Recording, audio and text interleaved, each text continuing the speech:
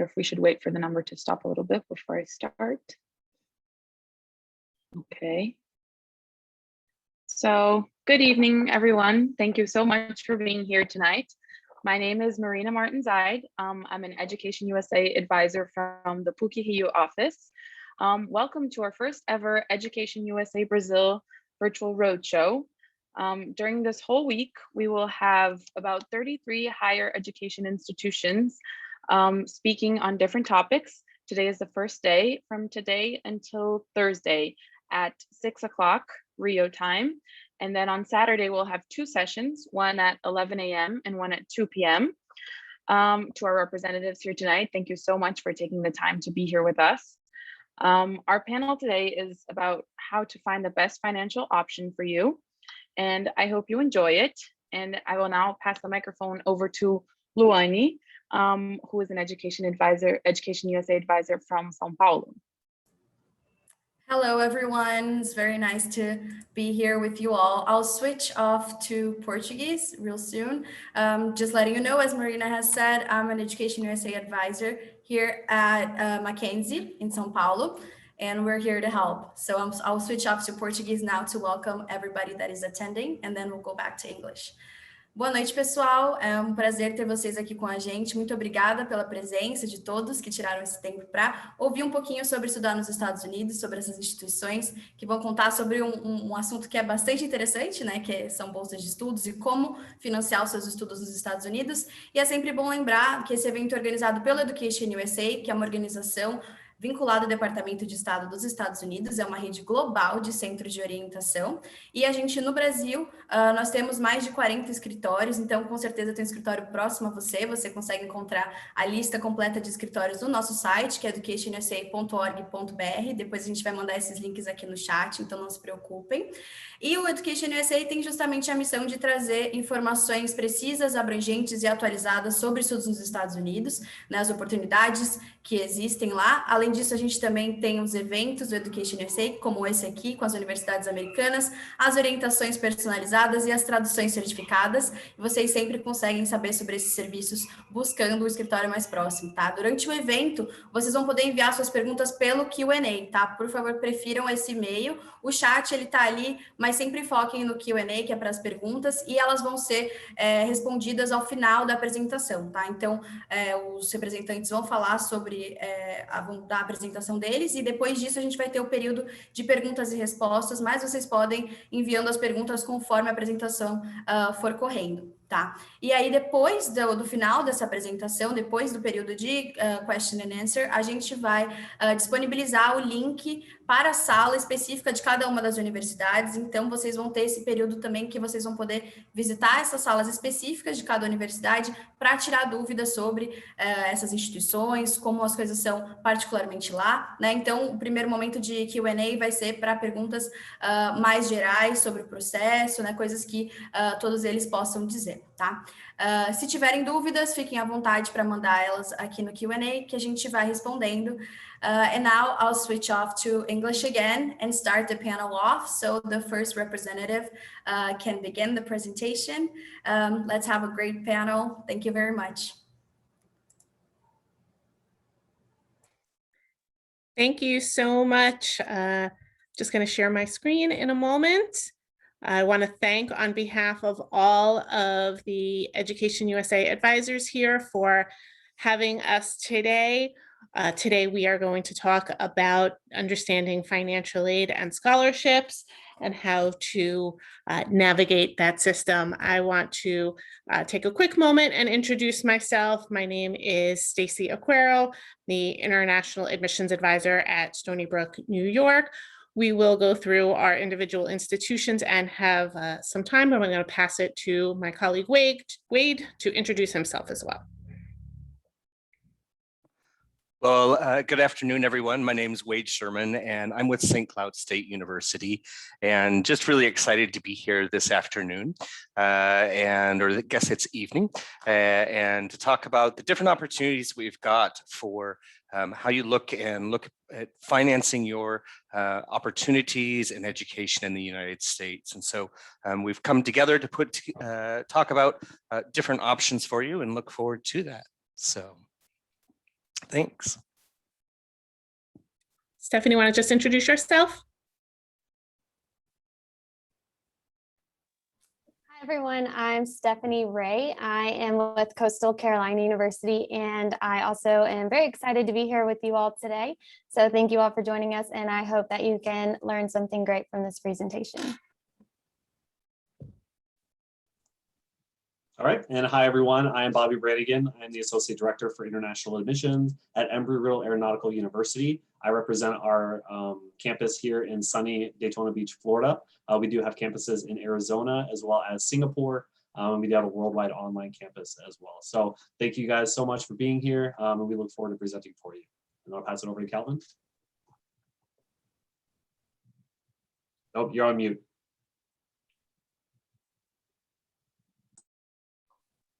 Yes, good evening on your end. I'm Calvin Mordenberg. I'm an international recruiter for University of Nebraska at Kearney. And we're located right in the center of the United States in a beautiful city. We have over 100 majors for you to choose from. And we're like under $10,000 for your tuition. So we're pretty good. I'm excited, to be here this evening just to address all of your questions that you may have. And I'll turn it over to my colleagues to do the presentation. Thanks for having me. So today we're really just going to talk about what financial aid actually is, the different types of funding sources that may be available to you as an international student, how to apply for that aid, as well as some opportunities for even while you are studying and after you study called OPT and CPT.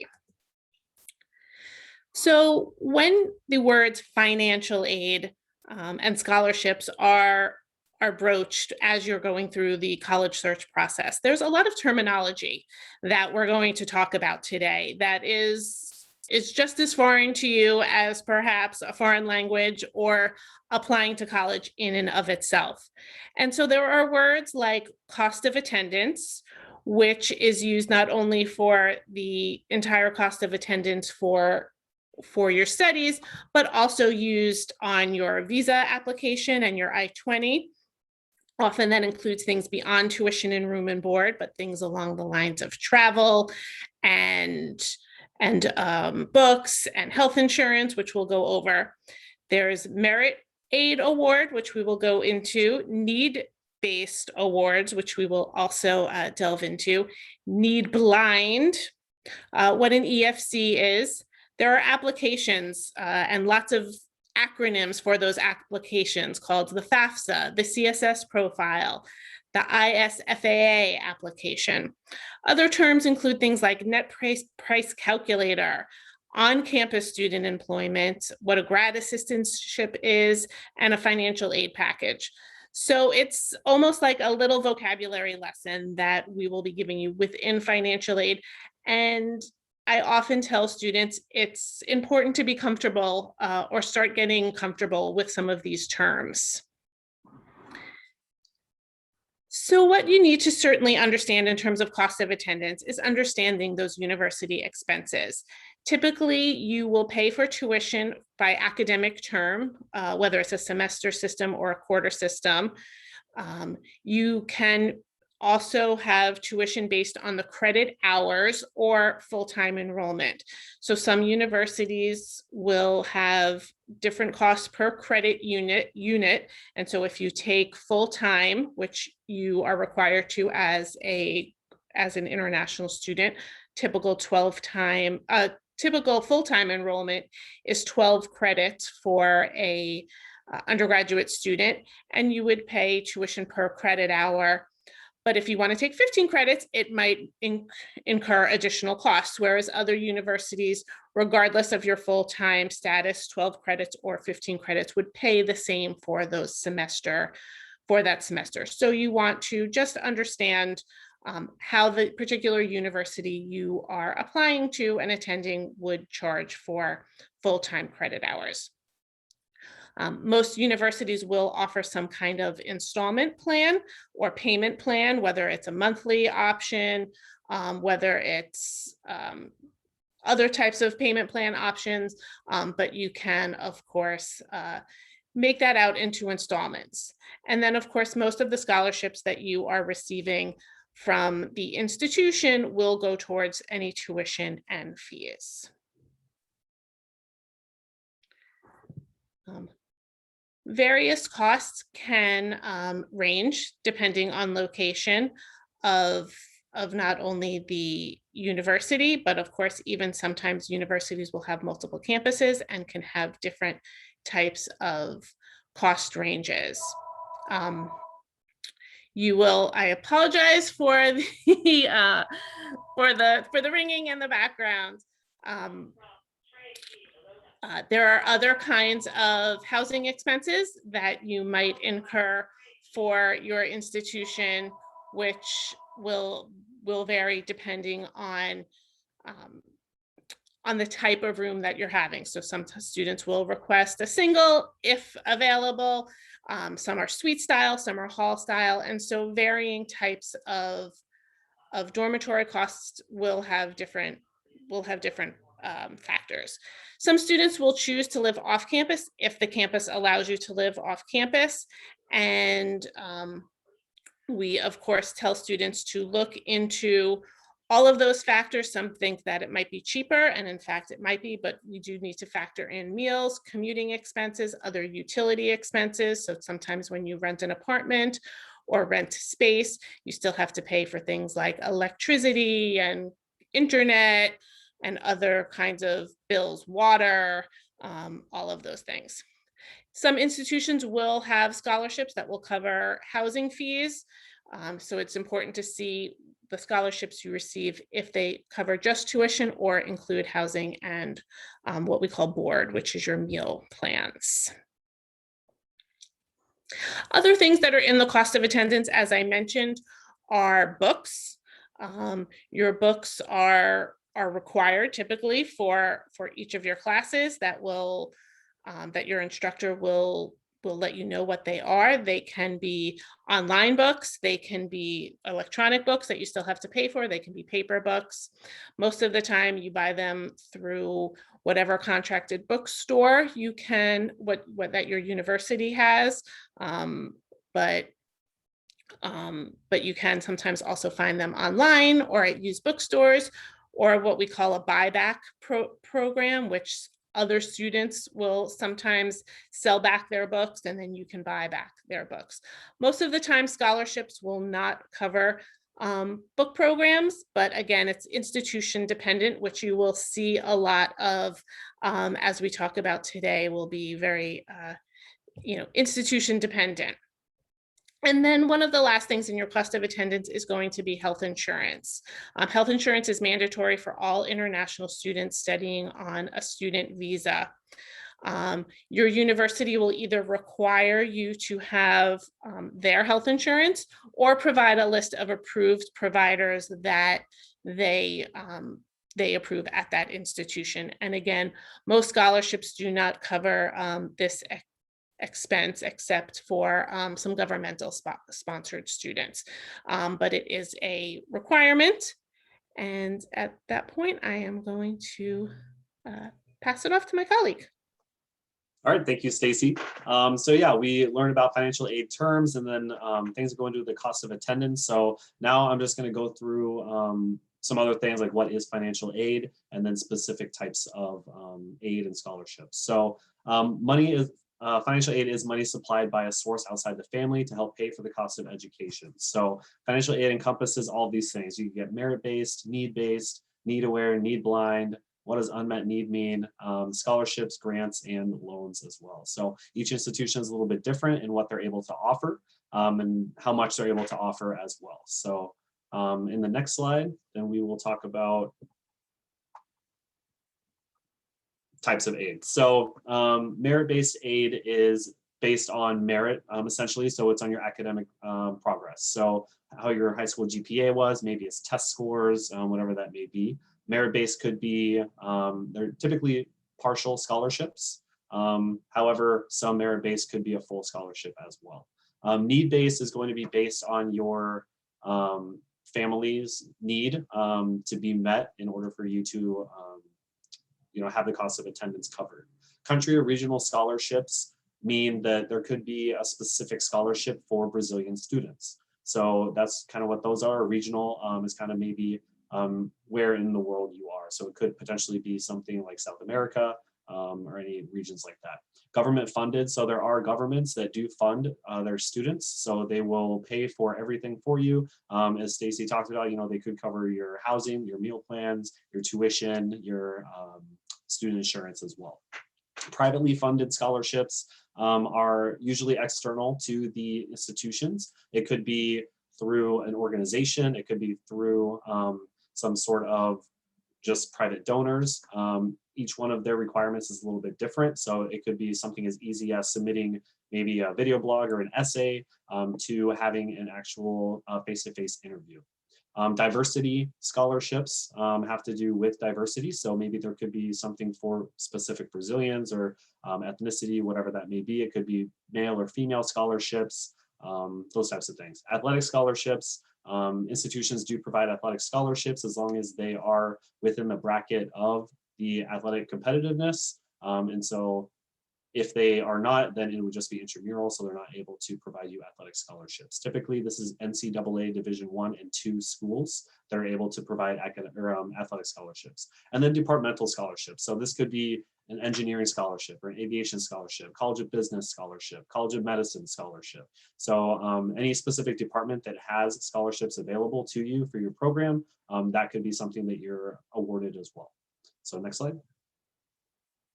Thank you. So setting expectations for your scholarships, right? So there are many scholarships, very few that can cover all expenses. So don't expect, to be able to find as many scholarships as what, tuition and housing and living costs are. However, it could be done potentially. If you're considering a loan, look at options in your home country. International students cannot apply for US bank loans, unfortunately, without a US citizen who can co-sign. Have an honest conversation with your parents on financing your education. Just because it is the most expensive school doesn't always mean that it's the best school for you. Apply broadly to avoid waitlists. Look for affordable options without a scholarship, such as community colleges. So you could go to a community college for maybe up to 2 years. It could be significantly more affordable in terms of per credit hour or per class. And then you could potentially transfer all of those courses to a 4-year university and finish up your bachelor's degree. So next slide.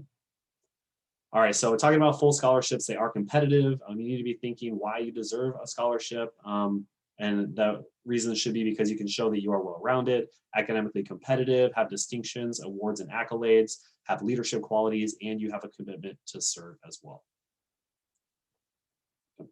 And then merit-based scholarships. So these are those that are usually based on GPA. It's a recognition of student achievements. So it could be athletics, it could be academics, it could be artistic achievements as well. Criteria are different at each institution. So some institutions may require tests like SAT or ACT. They require a minimum type of a GPA. So all their requirements might be a little bit different. It does not take financial need into account. So this is solely based on merit. So how did you do in high school? Not all institutions do provide merit-based aid either. So just keep that on the top of your mind when you're looking at scholarships and what institutions are able to offer you. So with that, I will pass it on to my colleague, Stephanie, to talk to you about need-based aid.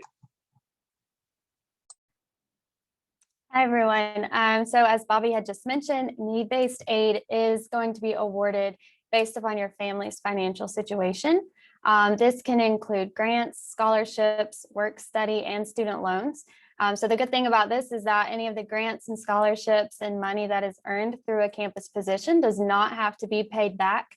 But do keep in mind that any loans that you take out, those do have to be paid back. So as you explore these options, just keep that in mind. And also note that international students do not qualify for federal work study programs, but there are often other opportunities to work on campus if you're needing aid for that.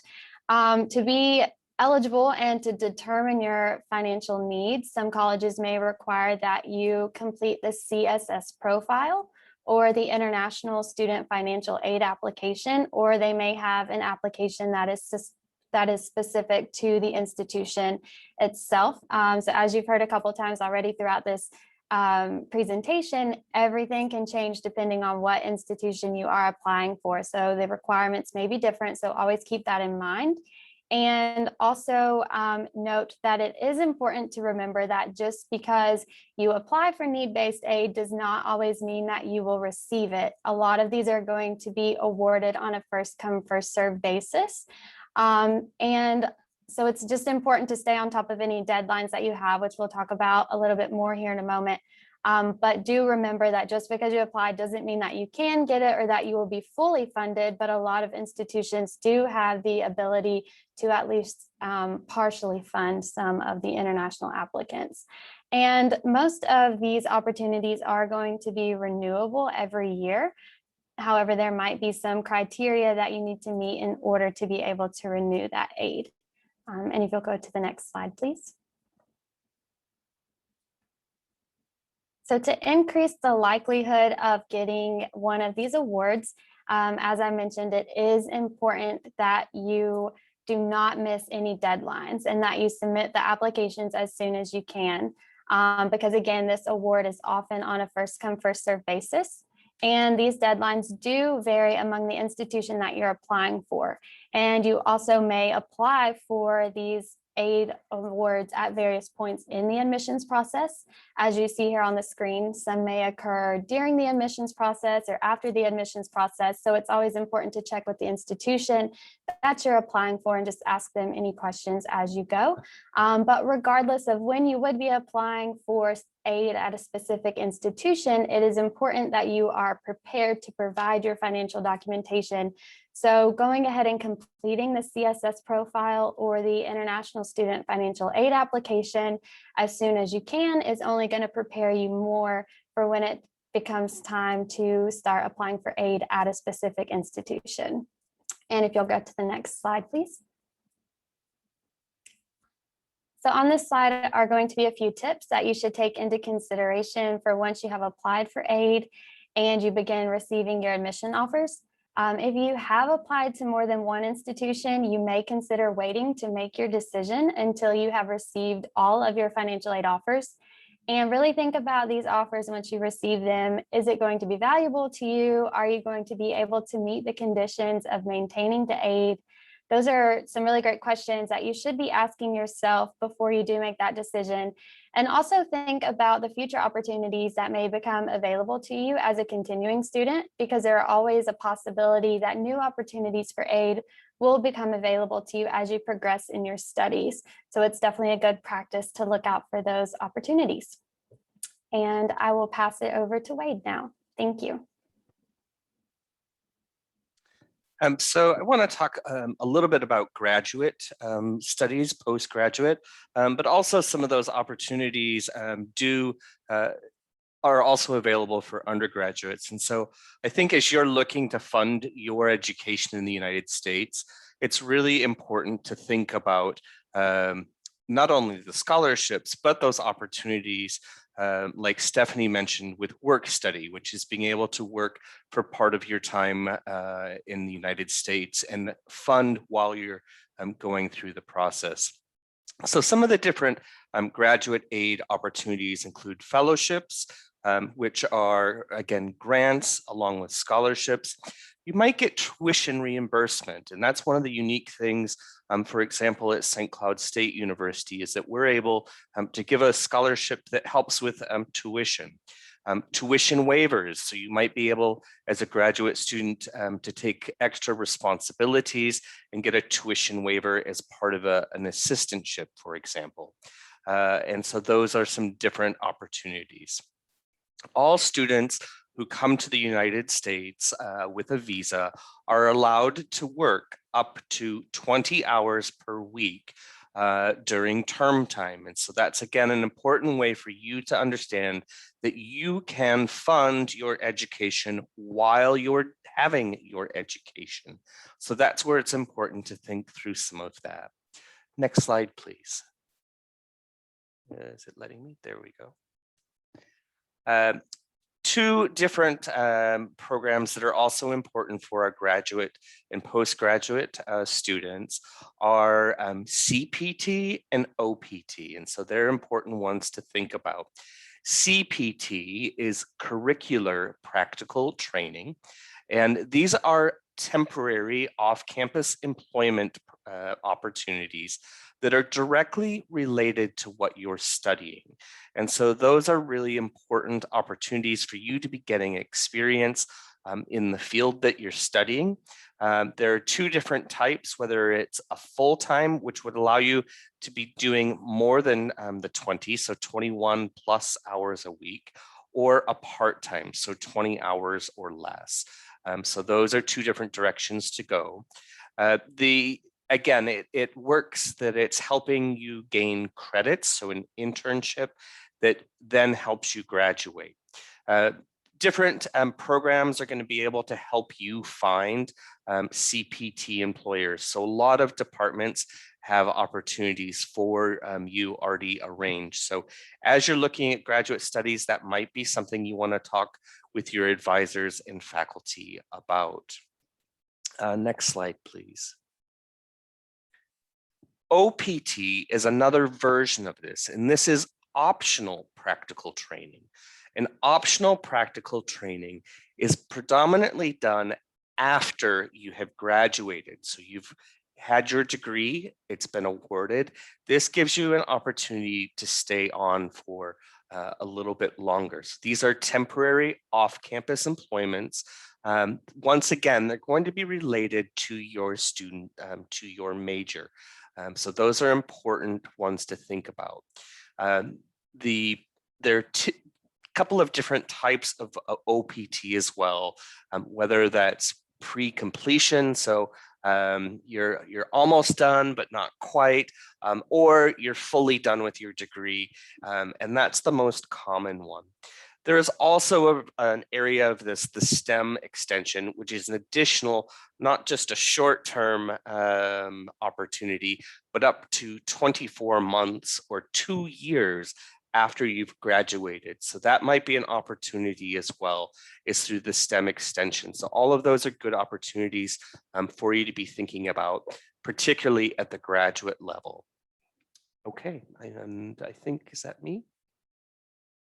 That STEM extension, once again, you need to be participating, and it's actually after your OPT. And I realize, again, all of these terms become really complicated. And so that's where we encourage you to reach out to us, where we can help you.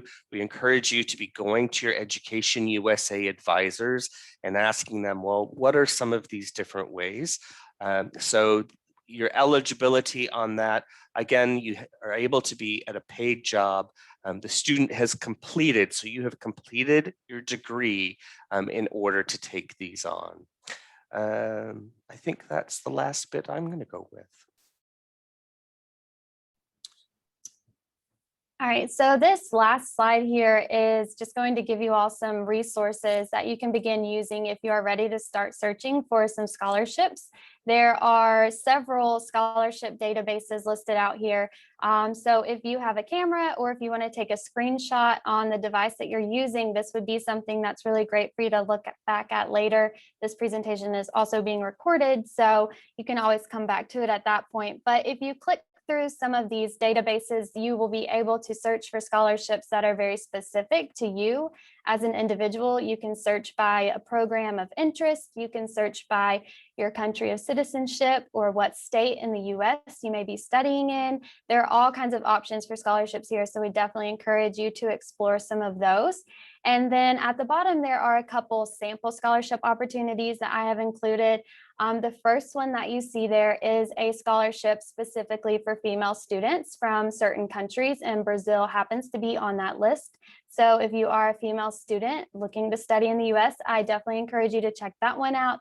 And then the You Are Welcome Here scholarship link is provided on there for you as well.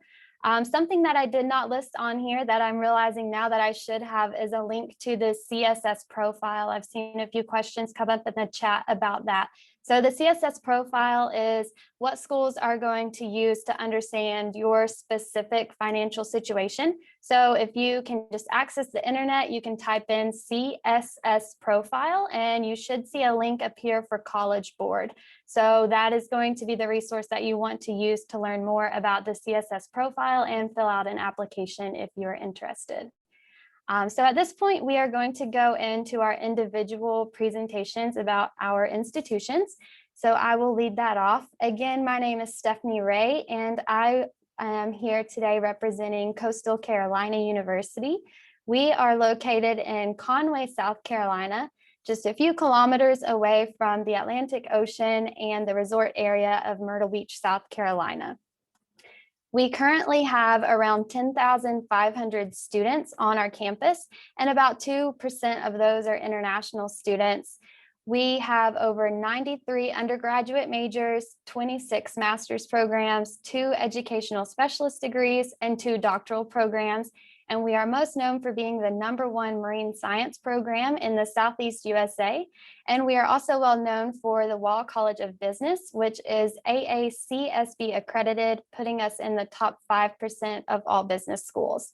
We have a relatively small student to faculty ratio, which is 16:1, and over 32,000 of our students are employed worldwide. We are still accepting applications for the summer and fall 2021 semesters, and we plan to be fully face-to-face in the fall, but we do have some online programs if you are unable to make it to campus in the fall. But if you are interested in applying or more information, I will be at the Zoom link after this presentation, and I'm happy to talk with you then. Thank you so much.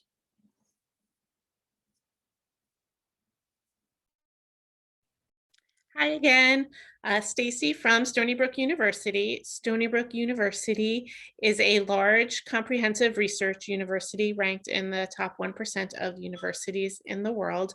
We are located in Stony Brook, New York, which is about an hour from New York City, also fairly close to the Atlantic Ocean. Of course not, we're up north, so the majority of your time in college, it's probably too cold to go into the water.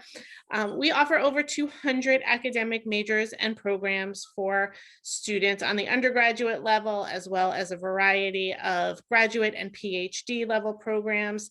As a larger school, we're over 26,000 students, 4,600 international students in total, hailing from over 100 different countries.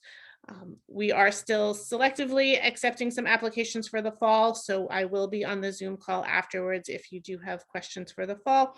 If you are looking for future years, our typical deadline will be January 15th, and our application will be open for 22, the year, fall and spring 22 in August. So thank you so much for your time today. All right, and hi everyone again. I'm Bobby Brannigan. So I work for Embry-Riddle. Embry-Riddle, we were established in 1926. We're the world's oldest, largest fully accredited institution, and we focus on aerospace and aviation. So our campuses are located, as I said, in Florida and in Arizona, as you can see on the map there. We do have a Singapore campus and then the worldwide online. So you kind of have access to your education anywhere if you were to enroll at Embry-Riddle. Our institution does focus on those STEM programs, so science, technology, engineering, and math.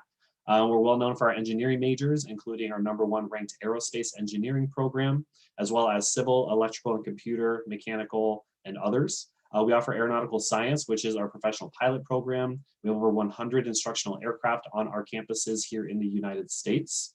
If you're interested in helicopter training, we do helicopter pilot as well. So many programs are housed in the first of its kind College of Security and Intelligence, including what's really cool is we have an ethical hacking lab that's included in our College of Security and Intelligence in our Prescott, Arizona campus.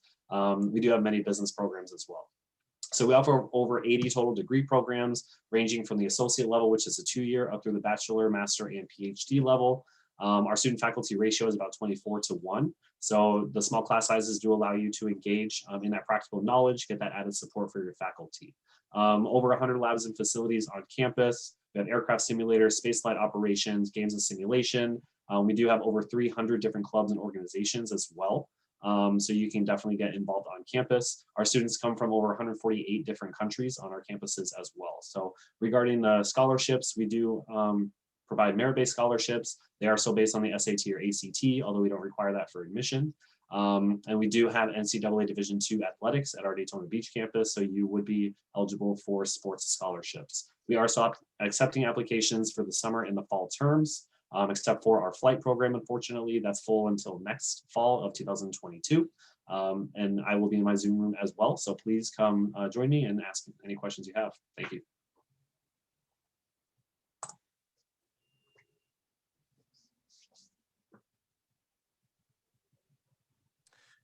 And a little bit of information about St. Cloud State University. We're the opposite direction from Florida, and we're in the middle of the United States at the very top. We're about 65 miles north of the capital of Minnesota, which is Minneapolis-St. Paul, which is about 500 miles or about a 45-minute flight to Chicago. And so we are a regional comprehensive university that was established 150 plus years ago. We have over 200 undergraduate programs, everything from a school of business that, like Stephanie and Coastal Carolina, is a CSB accredited and have some great opportunities for our students. We're also a great opportunity for programs like travel and tourism. We also have an intense English program, which for students that are wanting to gain more experience are able to start with the English program before progressing to their degree programs. On top of our 200 undergraduate programs, we have 60 graduate programs. And one of the unique things that we do is that we offer in-state tuition. And that's not a term that we've talked about yet, but what we do is we give a scholarship to all of our students so that they are able to pay the same price as we would in the United States. And so this is a phenomenal opportunity that your total package would come to just over $22,000, including everything from those terms that we learned about earlier, like room and board, insurance, and tuition and fees. And so we hope that you'll join us after this. We have quite a few students from Brazil that are on our campus, and we're excited to be welcoming you and hope that you'll join us for our Zoom session after we're done here with the fair.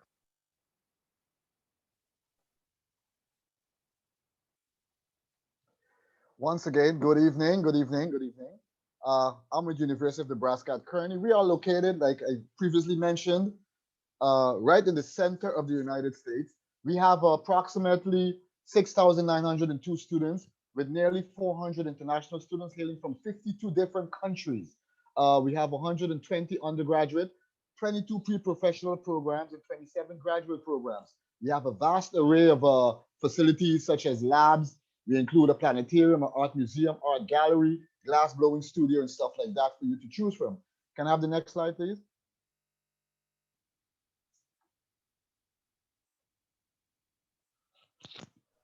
I think it's just a little overview. So one slide. Yes, yes. Okay, one slide each. So let me tell you something about, we're located, like I said, in the center in the Platte River Valley. We have about 33,000 people living there. Kearney can be described as a clean air environment with lots of attractions, that include museums, parks, and an art blowing studio. We also have something that's very interesting. We offer opportunities outside of the classroom, and we have the English Language Institute. So we offer classes in conversation, listening, speaking, grammar, writing, reading, vocabulary. And we also offer conversation partners, English conversation table, and international friendship program. Now, that is a program that is very interesting for international students like yourself. That is whereby Kearney families would invite international students to become a part of their family and There we learn firsthand about the American culture and American way of life. We're pretty affordable. We have over 100 majors. Totally, you would pay approximately $21,000 for attending University of Nebraska at Kearney. We have on-campus living. We have 7 traditional style residence halls. We have 1 suite style residence hall. We have a university apartment complex. We have multiple dining facilities. And throughout the year, we have over 170 student organizations offering, various campus events and stuff like that. We also offer athletics. So for female, we have basketball, cross country, golf, soccer, softball, swimming, tennis, track and field, and volleyball. And for men, we have basketball, cross country, football, track and field, and wrestling. And they're all being offered in the NCAA Division II. I think that pretty much sums it up.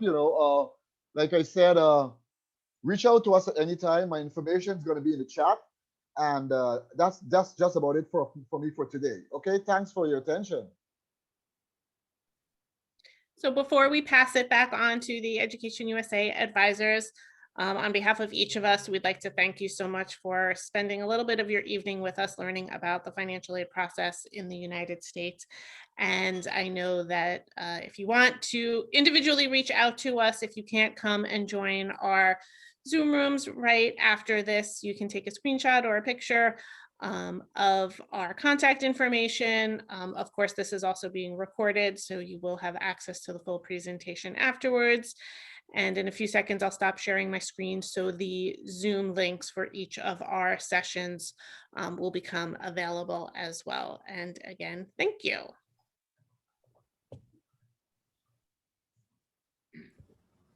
Thank you so much, Stacy. Luani, you have the floor.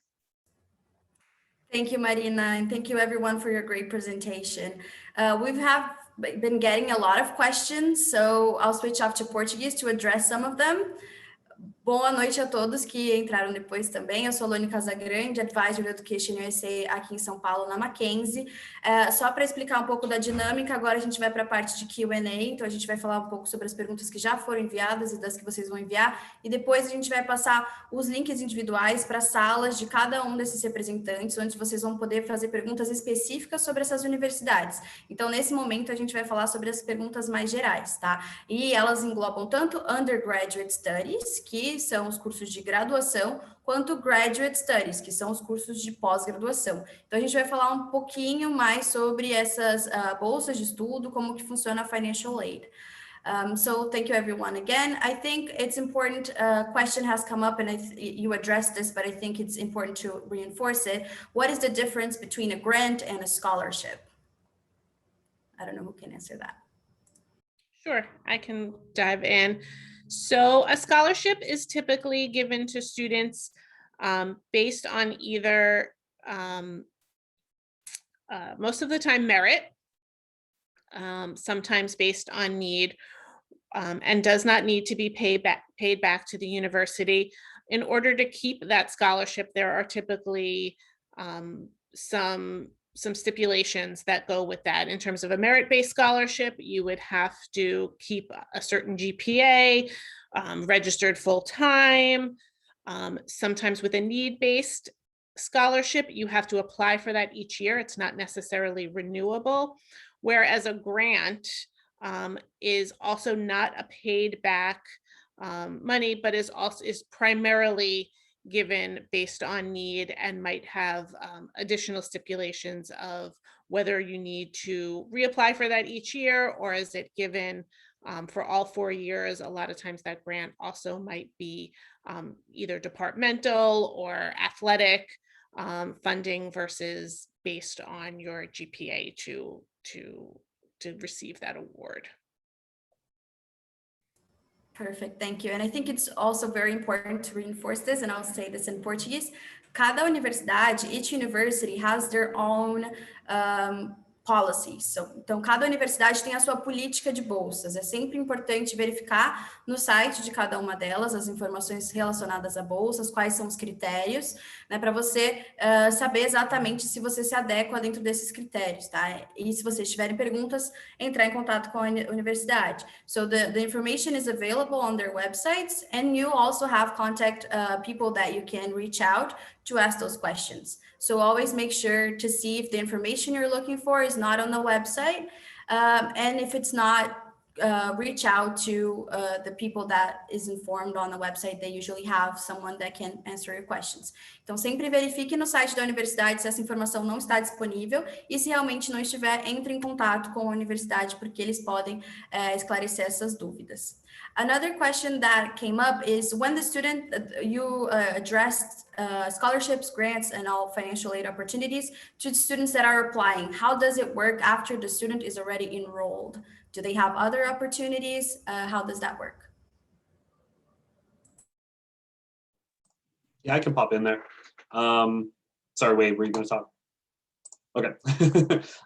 Yeah, so many institutions do have continuing student scholarships available. So on top of the initial scholarship, say you get a merit scholarship, that is still renewable each year, you could have the potential for an additional continuing student scholarship. So maybe you're in the College of Business and the College of Business gets a new donor and they're able to provide that additional scholarship to anyone that is in the College of Business, depending on their criteria. So it could be a minimum GPA criteria, it could be a specific program.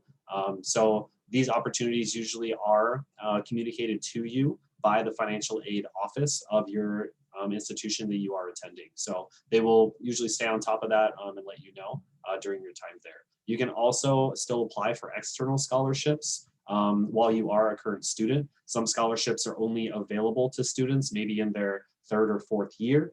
Some are only available to students that are continuing. So the scholarships that you are looking for now may not be the same as the scholarships you could continue to look for throughout your time in the university.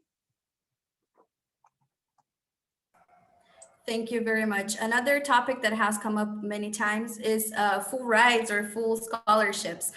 So I think it's important to reinforce how they work if they happen. So if anyone can address that and what they cover if they do happen.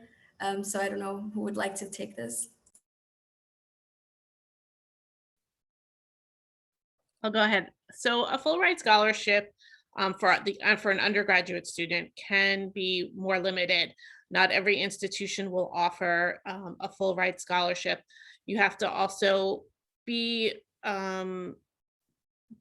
mindful of what full ride means. Is it just tuition? Is it tuition and fees? Sometimes there's some additional fees on top of your tuition for things like laboratories, what we call activities fees, transportation fees, normally, a nominal amount on top of your tuition.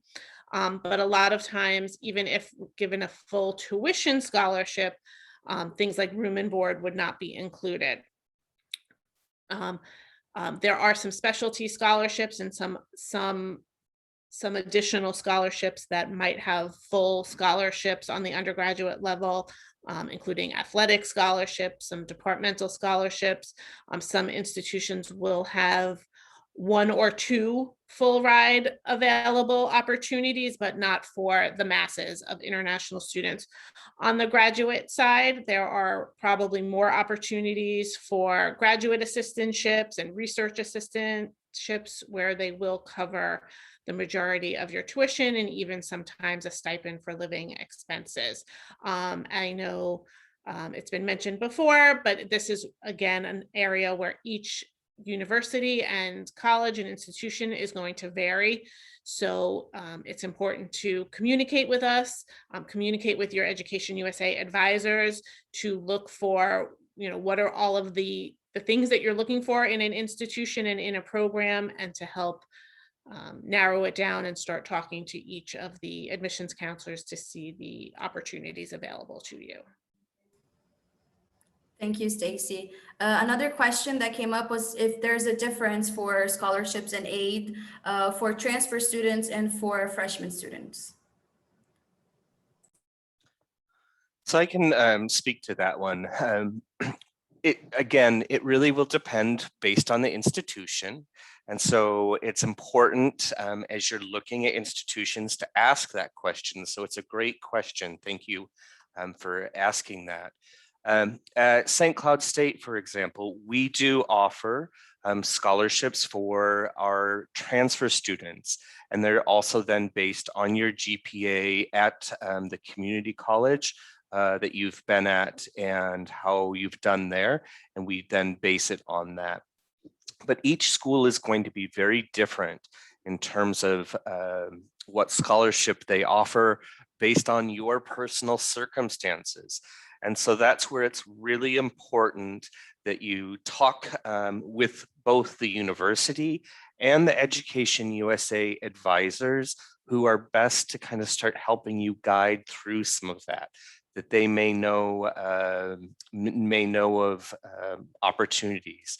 So for example, we've got a special partnership with Snow out in Utah that is a community college that they're able to transfer and they get a special scholarship. So again, that communication with the university or school that you're interested in is important to be talking with them and those Education USA advisors.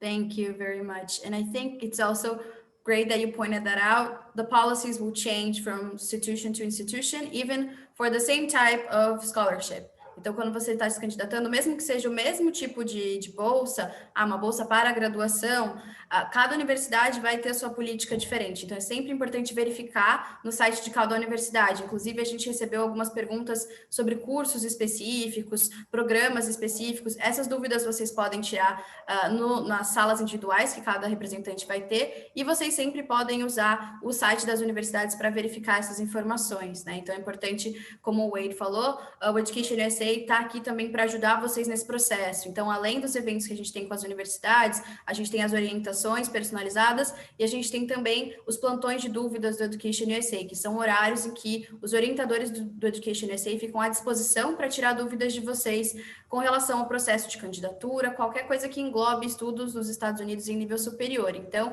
recomendo que vocês vejam a nossa agenda de eventos no educationusa.org.br/agenda e vejam o próximo plantão para vocês participarem, porque são muitas dúvidas e a gente sempre tem esses momentos que vocês podem tirar dúvidas durante todo o ano, tá? Another question that came up was about working while studying. So how would that work? Are students able to?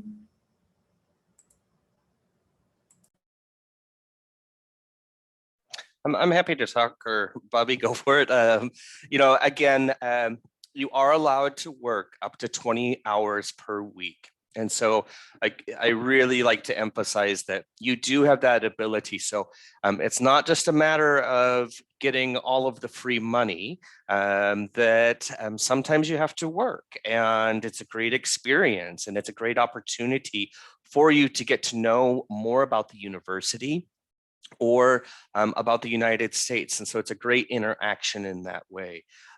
So there are job opportunities. Some of them will be on campus, some will be away from the campus. So again, you have all sorts of opportunities that are available. At the graduate level, you start having some additional ones that help you stay longer. And that's what I had talked about with the OPT and CPT. But it's a great way, and I actually really encourage. Again, it's important to look at your university to see do they allow you to start working right away. Most do, but some also put some expectations that you may not be able to work until the end of your first term. But those are important questions to ask every institution. Thank you, Wade. And I don't know if this might be our last question. This was an interesting question about paying for college. Is there a pattern for all institutions on, are classes paid beforehand, the tuition, does it have to be paid in full before, or can they pay it in installments? So if you could address that again. Yeah, I can pop in. So in terms of paying your tuition, again, everyone is going to be different. Typically, you do need to pay up to 10 days before the start of the term. And that could be just the semester, just the term. So a semester would probably be like a 4-month long thing. Some institutions have quarters, so that would be probably 2 months at a time. Installments are possible. So many institutions do allow installment plans. So it could be broken up over the course of the semester, maybe into 4 or 5 different smaller installment payments. If you do not pay, most likely your classes will be dropped, unfortunately. So just make sure, again, that you're having those real conversations, going into it, what you're able to pay and what you're able to not pay. But yeah, essentially, it usually is not a large lump sum unless you have those funds and you're able to pay it all up front. But many institutions will allow you to go through an installment plan. And I think just one last question that is not directly related to financial aid, but that came up, is if a gap year affects an international student's chance during the application process. It's a great question. Typically, a gap year does not affect a student's admission, but it can affect a student's scholarship. So if a student has applied to an institution and is applying to defer because of a gap year, they might be reconsidered for that scholarship for the following year. But typically the admissions process itself, with an explanation of what you'll be doing in that gap year, does not typically affect your admission to a university. Great, thank you so much.